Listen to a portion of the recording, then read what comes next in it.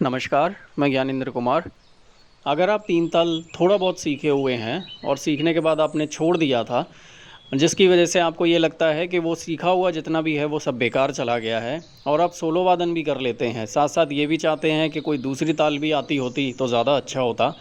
तो ये मेरा आज का विषय उन लोगों के लिए है कि जो दूसरी तालों में भी कुछ करना चाहते थे पर कर नहीं पाए।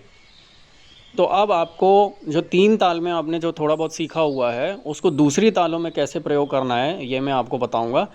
और अंत में मैं एक सावधानी बताऊंगा। आप ये जितनी भी बातें सुनेंगे उसमें आपको किस छोटी सी बात का ध्यान रखना है वो आप ज़रूर सुनिएगा। तीन ताल में होती हैं 16 मात्रा।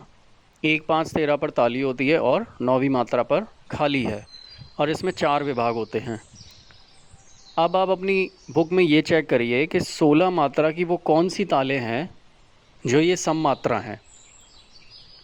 16 मात्रा की तीन ताल को छोड़कर और कौन सी तालें हैं जो 16 मात्रा की हैं।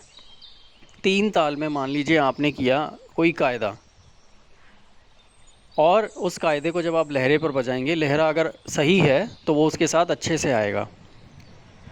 अब उसी कायदे को अगर आप तिलवाड़ा ताल में बजाएंगे तो वो उसमें भी सही आएगा। कैसे सही आएगा?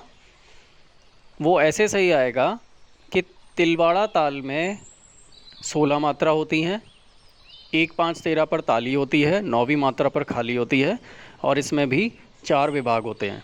तो जब दोनों में ही, तीन ताल और तिलवाड़ा ताल में जब दोनों में कोई फ़र्क नहीं है, तो फिर तीन ताल में बजने वाली जो भी बंदिश है वो तिलवाड़ा ताल में जब आप सोलो वादन करेंगे तो वो बिल्कुल सही आएगी।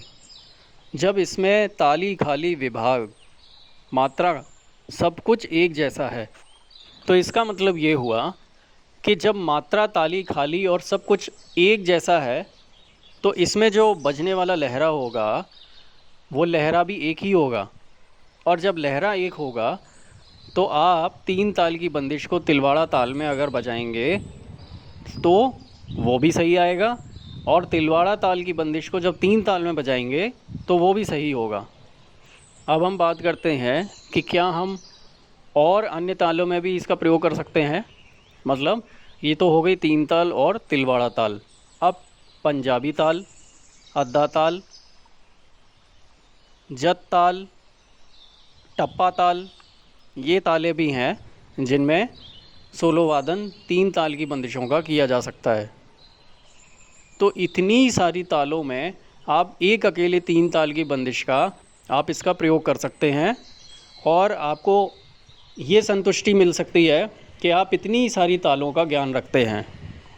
कभी कोई अगर आपसे ये कह दे कि आप अन्य तालों में सोलो वादन करके दिखाइए तो आप इनमें भी कर सकते हैं। आइए अब अद्धा ताल की कुछ ख़ास बातों को जानते हैं।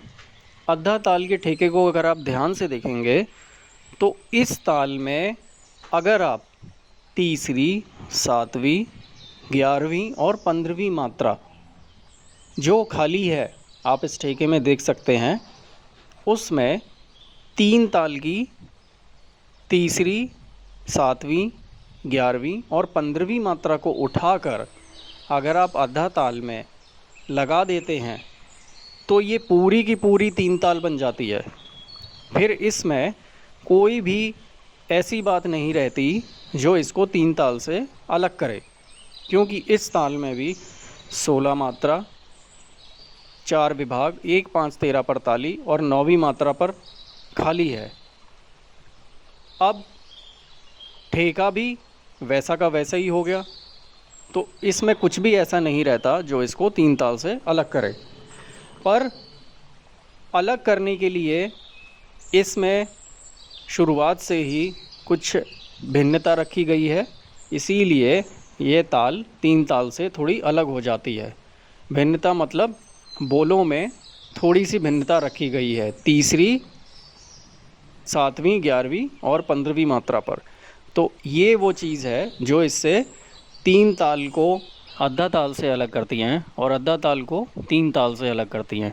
तो ये जितनी भी 16 मात्रा की तालें आपने जानी, इन सभी तालों को वो कौन सी चीज़ है जो इन्हें एक दूसरे से अलग करती हैं, वो है इनका ठेका, ठेके के बोल। ठेके के बोल अलग अलग होने से ये एक दूसरे से अलग हो जाती हैं। इनकी ताली, खाली, मात्रा, विभाग सब समान हैं, पर ठेके के बोल अलग अलग होने से यह सभी 16 मात्रा की तालें एक दूसरे से भिन्न हो जाती हैं। अब वो सावधानी की बात कौन सी है, उसे ध्यान से सुनिए। आप इन सभी 16 मात्रा की तालों में जो भी बंदिश आप करते हैं, उन सभी को आप इन सभी 16 मात्रा की तालों में किसी में भी एक दूसरे में प्रयोग कर सकते हैं। पर जिस ताल का नाम लेकर आपने सोलो वादन शुरू किया है, जैसे आपने तिलवाड़ा का नाम लेकर सोलो वादन शुरू किया है, पर आप 3 ताल की किसी बंदिश को, मान लीजिए आपने उठान लगाया या कायदा, आपने 3 ताल के किसी कायदे को आपने तिलवाड़ा में आप प्रयोग करते हैं, तो आपको ये ध्यान रखना है कि सम आने पर आपको कौन सा ठेका बजाना है, तिलवाड़ा का ही ठेका बजाना है। कहीं ये गलती ना हो जाए कि आपने तिलवाड़ा ताल का नाम लेकर या आधा ताल का नाम लेकर या पंजाबी ताल का नाम लेकर आपने सोलो वादन शुरू किया और आपने सम आने पर गलती से 3 ताल का ठेका लगा दिया। यहाँ आपसे ये गलती हो सकती है। तो मेरी इन बातों को सुनने के बाद आप इस बात का ज़रूर ध्यान रखें कि आप अब ऐसा कर तो सकते हैं, करने के बाद ठेके का आपको ध्यान रखना है कि सम आने पर आपको जिस ताल का नाम लेकर आपने सोलो वादन शुरू किया है, कोई भी बंदिश ख़त्म करें, ख़त्म होने पर सम आने पर आपको ठेका उसी ताल का लगाना है जिसका नाम लेकर आपने सोलो वादन शुरू किया है। तो ये कुछ बातें थी, ये अगर आप ज़रूरी समझें तो दूसरों तक भी पहुंचाएं और ख़ुद भी प्रयोग करके देखें। धन्यवाद।